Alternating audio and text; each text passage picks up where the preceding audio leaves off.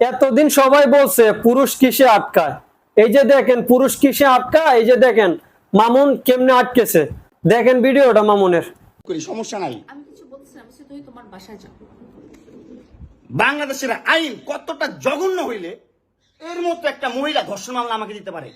50 বছরের একটা মহিলা আমাকে ধর্ষণ মামলা দিচ্ছে, তাকে কিভাবে ধর্ষণ হয়, তোকে কিভাবে ধর্ষণ হয়? সেটা তুই কোর্টে যে প্রমাণ করিস। কোর্ট তো তোর কি না, তোর বাপের না কোর্ট? তোর বাপ আর্মিতে, তোর ভাই আর্মিতে, তোর জামাই আর্মিতে, তোর 2টা জামাই আর্মিতে, তোর তো আইন কি না? আর আমরা তো গরিব মানুষ, আমাদের তো সময় নাই, আমাদের তো এই সমাজে কোনো স্থায়ী নাই, আমরা তো সমাজের ময়লা আবর্জনা, আমরা এই সমাজে।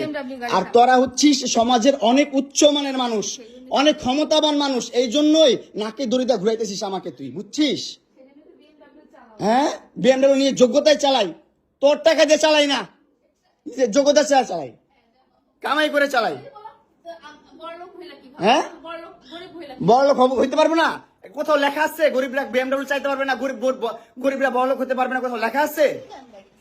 হ্যাঁ, কোথাও লেখা আছে?